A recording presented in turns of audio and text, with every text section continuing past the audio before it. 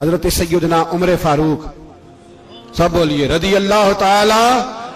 حضرت عمر فاروق رضی اللہ تعالیٰ عنہ کا مبارک زمانہ ہے۔ حضرت عمر نے فوج بھیجی ایران کے حکمران کے ساتھ جہاد کرنے۔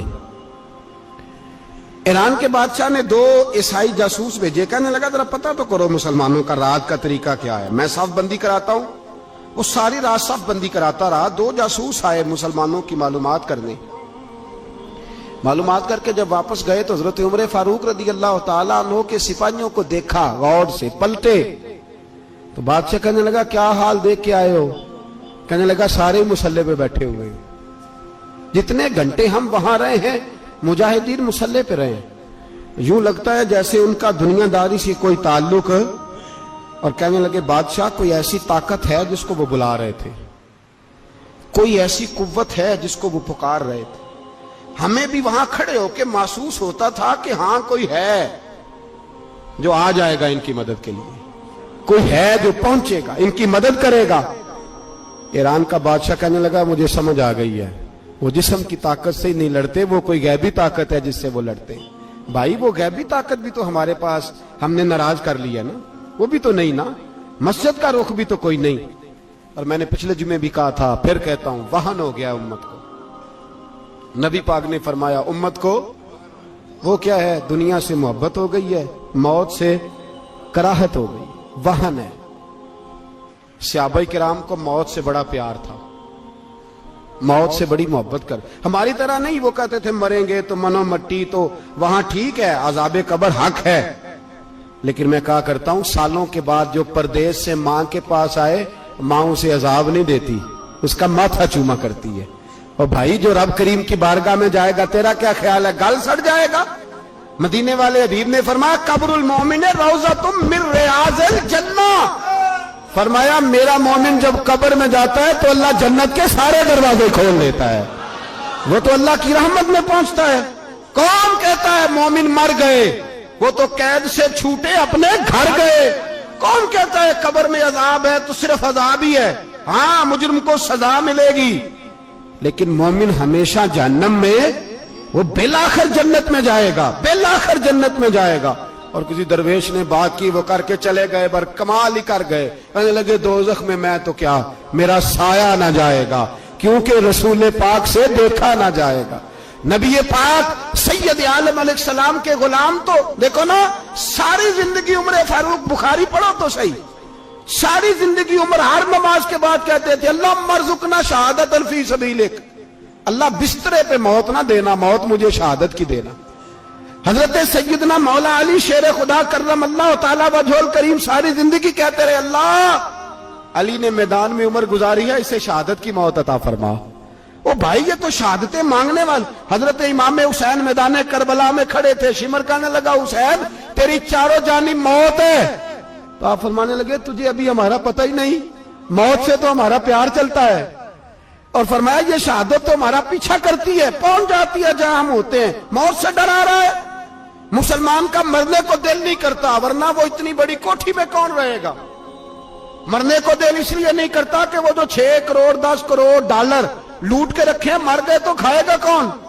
وہ فقیر فاقہ مست تھے، ان کا گھر ہی کوئی نہیں تھا، ان کے بینک بیلنس ہی کوئی نہیں تھے، وہ کہتے تھے گھر ہمارا ہے وہ جو ہمارے رب نے تیار کیا ہوا ہے، ہمارا بینک بیلنس ہے وہ جو ہمیں جنت میں جا کے ملے گا۔ ان کا تو یہ کھاتا ہی کوئی نہیں تھا، اس لیے وہ شہادت کی۔ حضرت عمر بن جموع رضی اللہ تعالیٰ عنہ میدان احد میں 4 بیٹے لے کے آئے۔ کتنے بیٹے؟ بول کے بتائے۔ 4 بیٹے لے کے عمر بن جموع آئے، اور خود ایک ٹانگ سے لنگڑے سے آپ بھی ہیں، ٹانگ چھوٹی ہے، حضور کے سامنے کھڑے ہوئے کہا محبوبہ میرے 4 ہی تھے، میں 4 لے آیا ہوں، قبول کر لے۔ تو حضور نے فرمایا تو کیوں تلوار اوڑے آیا ہے، یہ تو نے کیوں گلے میں اسلحہ ڈالا ہوا ہے؟ کہا یا رسول اللہ میں نے بھی تو جانا ہے نا۔ تو حضور نے فرمایا 4 بیٹے جو ہیں۔ تو حضرت عمر بن جموع نے بات کی، صحابہ کہتے ہیں ہم لبوں سے مسکرا رہے تھے، آنکھوں سے رو رہے تھے، کیا عجیب انداز ہے۔ حضور نے فرمایا عمر 4 بیٹے جو آ گئے تو رہنے دے۔ تو حضرت عمر رو پڑے، کہنے لگے محبوبہ کیا لنگڑے جنت میں نہیں جائیں گے؟ کیا حضور میں لنگڑا ہوں تو میرے لیے جنت کوئی نہیں؟ میرے حبیب پاک سید عالم صلی اللہ علیہ وسلم نے فرمایا عمر تو ضرور جنت میں جائے گا. کہا محبوبہ پھر بچے بعد میں جائیں گے, میں پہلے میدان میں جاؤں گا. ایک بی بی 4 بیٹے لے کے آئی احد میں. کہا محبوبہ کل کمائی تھی میں لے آئی ہوں, میرے پاس کوئی اور شے ہوتی تو میں بچا کے نہ رکھتی. بیٹے دے کے نا حاضری لگوا کے تو واپس دروازے پہ لے گئی. تو حضرت سیدنا عبداللہ ابن عمر فرماتے ہیں بی بی بول رہی تھی تو میرا جذبہ جہاد بڑھ رہا تھا. اپنے بیٹوں کو کہنے لگی میں تمہیں حضور کے پاس چھوڑ کے جا رہی ہوں, جب تم میدان میں گرو گے تو میں تمہیں دیکھنے آؤں گی. دیکھنا تمہاری پشت پہ کوئی زخم نظر نہ آئے. جتنے تیر کھانے ہوئے سینے پہ کھانا, جتنے تلواروں کے نیزوں کے زخم برداشت کرنے ہوئے یہاں کھانا, پشت پہ زخم نظر نہ آئے. حضرت عبداللہ ابن عمر فرماتے ہو بی بی کی گفتگو میرا جذبہ جہاد بڑھا رہی تھی. ایک بی بی 3 سال کا 4 سال کا بیٹا لیے رو رہی ہے, احد کا دن ہے. سہیلیاں پوچھتی ہیں تو کیوں روتی ہے؟ وہ کہتی ہے دیکھو میرا خاوند بھی بدر میں شہید ہو گیا, بھائی اور باپ بھی. دل کرتا ہے کوئی جوان بیٹا ہوتا تو آج مصطفیٰ کے ساتھ اسے ہی بھیج دیتی. کوئی جوان میرے پاس ہے ہی 3 سال کا تو کیا کروں, 3-4 سال کا بچہ کیا کرے گا؟ پتہ نہیں کیا دلیل آئی. اچانک اٹھی, بیٹے کو سینے سے لگایا, کپڑا ڈالا, مسجد نبوی پہنچ گئی. حضرت بلال کہتے ہیں مجھے ملی. کہنے لگی بلال مجھے پتہ ہے حضور تیاری کرا رہے ہیں جنگ کی, پر 2 منٹ اگر میری ملاقات ہو جائے. بلال حبشی کہنے لگے حضور ایک بی بی ضد کر رہی ہے. حضور باہر آئے, کہنے لگی حضور میں فلاں کی بیٹی, فلاں کی بہن, فلاں کی بیوہ ہوں. میں نے بدر میں 3 شہید دیے ہیں, اب میرے پاس یہ 3 سال کا لال ہی بچا ہے. بڑا فخر ہے میرا, لوگ مجھے شہید کی بیوہ, شہید کی بیٹی, شہید کی بہن کرتے. دل کرتا ہے شہید کی اماں بھی کہیں جاؤں تو میرا بیٹا لے لے. سیدنا بلال کہتے ہیں حضور مسکرائے, کہنے لگے یہ 3 سال کا نونہال کیا کرے گا؟ کہتے ہیں اماں کا عجیب جذبہ ہے. کہنے لگی محبوبہ سنا ہے اسلحہ بھی تھوڑا ہی ہے, ڈھالیں زیادہ کوئی نہیں, میرا بیٹا ساتھ رکھ لیں. جب آپ کی طرف کوئی تیر آیا نا تو میرا بیٹا ڈھال کے تو اس کو ڈھال بنا کے آگے کر دینا. محبوبہ ڈھال تو بانی سکتا ہے نا.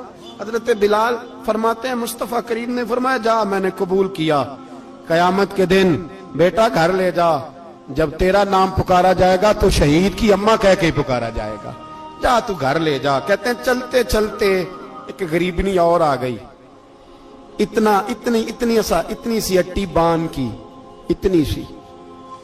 بلال حضور سے ملاقات ہو جائے گی. نبی پاک آ گئے تو کہا محبوبہ یہ غلبہ اسلام میں میرا بھی حصہ ڈال لے. حضور نے فرمایا یہ کیا ہے؟ کہنے لگے حضور خامد فوت ہو گیا, اولاد اللہ نے بے نیازی سے دی نہیں, سویرے چرخہ کاٹ کے رزق حلال کھاتی ہوں. میرے پاس نا یہ اتنا سا بان ہے, ایک گھوڑے کی لگام بن جائے گی. محبوبہ حصہ تو ڈال جائے گا نا دین کے لیے, میری قبولیت ہو جائے گی. میرے حبیب نے ہاتھ اٹھائے اور دعا مانگی, کہے اللہ جتنا تو میدان کے مجاہدوں کو اجر عطا فرمائے اتنا اس غریبنی کو بھی عطا فرما, اتنا اسے بھی دینا. بھائی یہ جذبے تھے, یہ رنگ تھا امت مسلمہ کا, اس لیے کافر گھر میں بیٹھ کے کانپا کرتا تھا. اب اسے پتا ہے یہ اے سی والی کار سے نہیں نکل سکتے, اسے پتا ہے کہ ہم نے انہیں بوتل پہ لگا دیا ہے, اب یہ پیپسی مرینڈا اور یہ پی کے کھانے کے ساتھ تو یہ مست رہتے ہیں, اب یہ نہیں نکل سکتے گھر سے. ہم نے انہیں ان چیزوں پہ لگایا ہے جو ان کے وجود کو کھوکھلا کر رہی, اب کیسے میدان میں نکلیں گے؟ وہ اس لیے نہیں ڈرتا کہ وہ تیری آسائشوں, تیری زندگی میں آنے والی سہولتوں سے آشنا ہے. موت بستر پہ بھی آ جاتی ہے, لیکن جس کو میدان میں آتی ہے وہ ساری زندگی زندہ رہتا ہے, وہ ساری زندگی زندہ رہتا ہے. بھائی مرنا تو ہے, لیکن اگر زندگی دین کے کام آئے گی تو امر ہو جاؤ گے, بچ جاؤ گے.